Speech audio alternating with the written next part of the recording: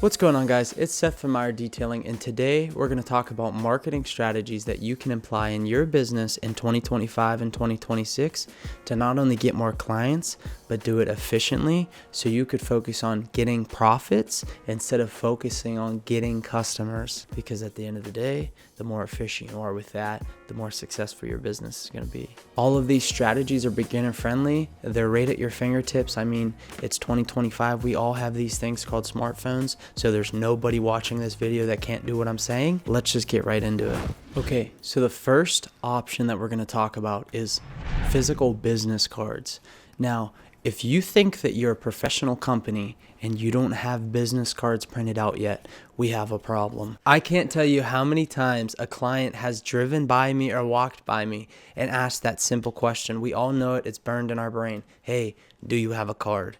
And sometimes whenever I'm out of these things, it feels like I'm just being unprofessional, because then you have to ask them, hey, can you put my number in your phone? Can you save my name? And then you have to go through the whole process of how do you spell it? What's your phone number? When can I call you? This, that. It's not professional at all. They'll end up just going on Google because you reminded them of their detailing needs, and they'll go call a different company. And it's easy as that. There's a lot of us, right? There's a lot of detailers. In today's day and age, you can find 10 detailers per square mile, especially if you live on the West Coast. Thankfully, I live on the East. But point being, just go on Vistaprint and you could print 5,000 of these for less than $100.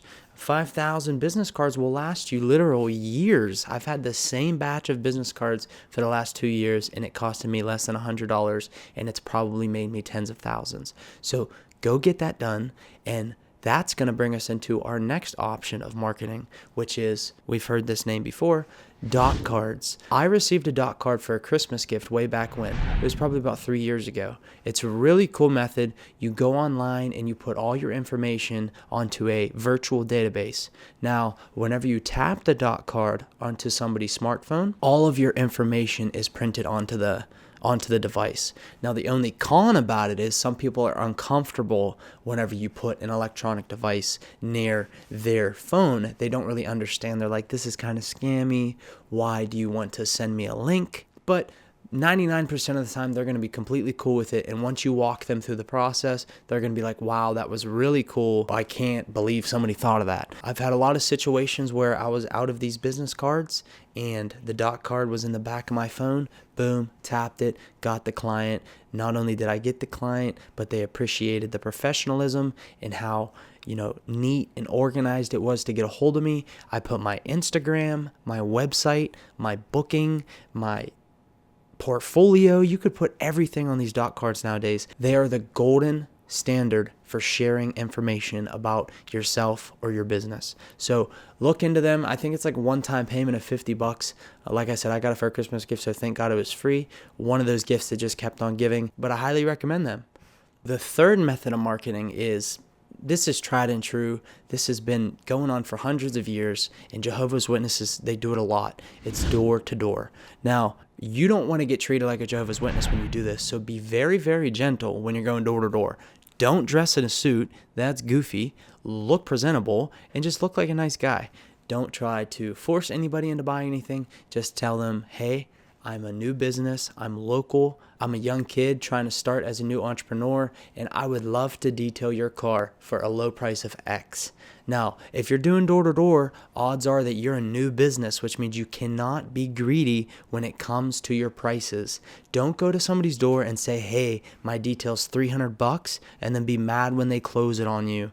You have to go into these doors with $50 packages, $100 packages, because at the end of the day, most people aren't out there paying $300 for a detail. So the odds that you knock on somebody's door that needs a detail, number one, number two, is willing to get a detail, and then number three, if those two things are true, the odds are they already have a detailer. So door-to-door knocking is hard unless you convince them that it's worth it, and that is with, lower prices for lower packages. The next option social media. So social media was my bread and butter whenever I started my detailing business. One thing that you're going to have to do is record all the cars. Record everything you do. I don't care if it was already clean before and it's not even clean after. Just record and record and record. Because if you don't have a portfolio to show somebody, they're not going to trust you. Now, if you're going door to door knocking, like I mentioned in the previous point, bring your portfolio with you. Show them a quick album of, hey, look at all these before and afters. On my phone, I have an album. I have about 15 to 20 before and afters. That way, if I'm talking to a potential client, I have my ammo locked and loaded, ready to go when I need it. Very important. Don't want to waste people's time. These before and afters, all you have to do is post them on your social media. It's free. Instagram, Facebook, those are the best ways to reach your local community, especially Facebook.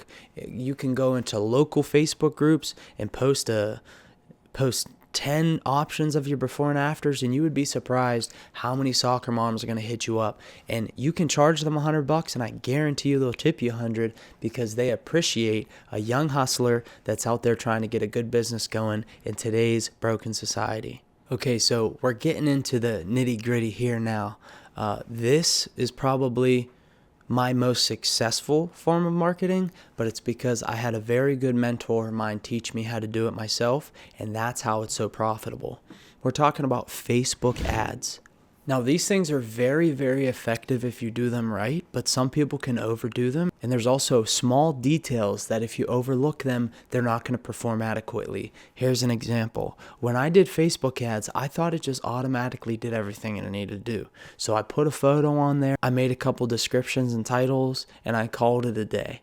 But if you don't go into your audience and make it very specific, then you're going to have a lot of problems. And that is for a completely different video. Let me know if you want me to walk you through that process. Thankfully, I had a good mentor that helped me with it, and he taught me everything I needed to know to make my Facebook ads successful. Shout out Stevie Comer. He's the man. The only thing you need for these is one before and after. Like we talked about before, you should already have these. A really good offer. For example, what I do is I say springtime special or fall time special, and I say normally $400, but today you can get it for $299, and that seems to be my sweet spot for engagement. It's worked for years, believe it or not, and as the seasons go, I just change the special. I change it from fall to spring to winter to summer, and it works like butter. We want these to be super, super easy to read and understand because a lot of these Facebook people are 40, 50, 60-year-olds. We know they're not good with technology.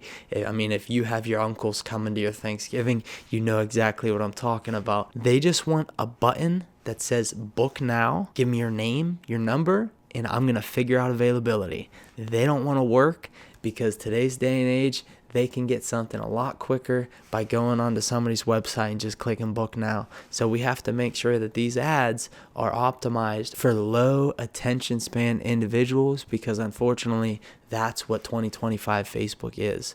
Now, I've never ran Google ads. I've heard similar things about it. It's very, very saturated because everybody thinks that Google is the superior platform. But honestly, I believe that for service-based businesses, Facebook is the way to go. Google is good if somebody is already going on there to look for you, but Facebook is good for people that need a detail but they didn't know they really needed it. And Facebook is just so smart. It just knows. They can go on Amazon and type in chemical guy's car soap, and then next time they go on Facebook, they're going to see Meyer Detailing. So it blows my mind what Meta Ads does. And another consideration is your daily ad spend. Be ready to spend $20, $30, $40 a day. Sounds like a lot, and sure, $1,000 to $2,000 a month is a lot whenever you're starting your detailing business, but at the end of the day, these big corporations that are making millions and millions of dollars a year, you should see their marketing budgets. It's like like 50, 60, $70,000 a month. I know companies that spend over 10 grand a month just on ads to make money, but that's the reason why they're so successful. Okay, and the last one that flows off of the Google and Facebook ads is just your website in general. Make sure that your Google is set up adequately, so whenever somebody, doubts or they want to look into you, they have a paper trail that they can follow. If you are trying to sell somebody a $200, $300, $400 service and you don't even have a website that they could go to make sure that you're a legit person, legit company, legit LLC, and you're insured, you're probably going to lose out on like 95% of your potential clients. You won't believe how many times people call me just to ask if I'm insured and I'm an LLC, because at the end of the day, they just want to know that you are somebody they can trust. They have a very expensive investment that they want to keep clean and protected, and the best way to do that would be call somebody that's certified. And if you don't have a website, you're not certified. Sorry to break it to you. I don't get a lot of bookings on my website. To be honest, a lot of it's through Facebook, like I mentioned prior, but still, I have a website for people to go to see that I'm a legit company and I'm ready to rock whenever they're ready to book. Now, let's say all of this is done. Your marketing's good to go and you're ready to get the snowball rolling in your detailing business. Here's a few tips and tricks that you're going to want to do alongside these things to make sure that you are as successful as possible in the long run. Make sure that you're asking everybody that you detail for a 5-star review. Now, if you're expecting the next guy and the next guy and the next guy to want to use your services, you better believe that you're going to have the people you serviced before tell him that, hey, this person did a good job. Because sure, your before and after stands for itself, but who's to say that you didn't just get that on Google? Who's to say you didn't just get that from a friend? I'll be honest with you, I've mentored small young detailing businesses, and I have given them before and afters of my work just to leverage potential clients for them so they could book them in. But what would work better is if you have a catalog of 5-star reviews and testimonials under your name, so the next person that wants to book with you can have a little bit of sense of trust that the $300 they put in your pocket isn't going to be in vain. Now, once you start getting this Instagram rolling, make sure that you stay consistent with it. Whenever I started my detailing Instagram, I wasn't getting any engagement. I was very upset, but it's because I wasn't consistent. As soon as I started posting before and afters and reels at least once or twice a week, that's whenever stuff started to blow up. And before you know it, consistent posting after 1 to 2 months, I had over 50 million profile visits. Now that is a really cool experience to have, and I would love for every detailing business to have it, because to be honest, our content is brain rot friendly, which means you can make a lot of money on socials if you decide to take it serious. Another small tip that I wouldn't put into its own basket of marketing, but one thing that really works well, is watching the sucker suck. So the mighty behind me has made me tens and thousands of dollars, and it's not from the service it does, but it's the videos it allows me to take. So I had a thing called Booty Juice when I started my detailing company, and everybody that seen me out, they'd be like, yo, that video of the Booty Juice was crazy. And it was just the mighty doing its thing, sucking the chocolate milk, the coffee, the booty juice out of the seats. And whenever people see that coming out of someone else's seat, they want to see what's coming out of theirs. They're not even doing it because they need it. They just want to see what that machine does. So make sure you have something like that in your arsenal so that you can give somebody a visual of what happened to their vehicle during the detail. That way they know they didn't waste their money. The last tip, which is a slippy slope depending on how you go for it, is partner with other businesses. There's nothing wrong with going to get tips and tricks from other detailing businesses that are further than you, and there's also nothing wrong with partnering with them. There's a few companies out there that I'm partnered with, and sometimes when we have overflow, we send them to each other, and it is what it is. Sometimes when we don't want to drive that far, we send them to each other, and it is what it is. There's nothing wrong with being friends with your competition in this business, because at the end of the day, it's going to help you more than it hurts you if you keep them close. You want to know why? If they ever start to get a little bit too fast on you, you know exactly where to hit them because you know their weak spots if you're close to them. So these are all of the top marketing tips and tricks that I could give you for your detailing business in 2025 and 2026. If you apply even just one or two of these in your day-to-day business, you're going to see a huge difference that will carry on through the rest of your business's career. If you want more detailing tips, go ahead and comment tips below. Whoa, don't comment tips below because that's a problem. Comment detailing below, and I would love to make more content for you guys. If you appreciate this content, go ahead, like and subscribe. I appreciate your time, and I hope this is going to help you bring your detailing business in the right direction. And I'm going to get back to the drawing board to see if I can come up with any more creative ideas to bring you in the near future. Now, it's Seth Meyer from Meyer Detailing. I'll see you in the next video.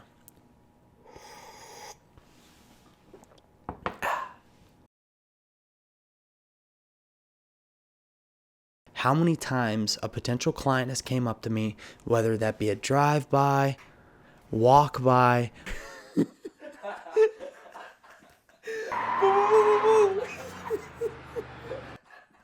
Put your hands up.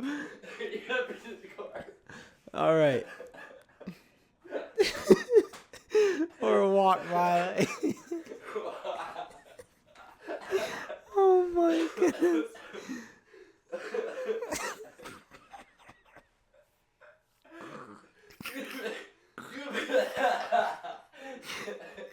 Give me a fucking card.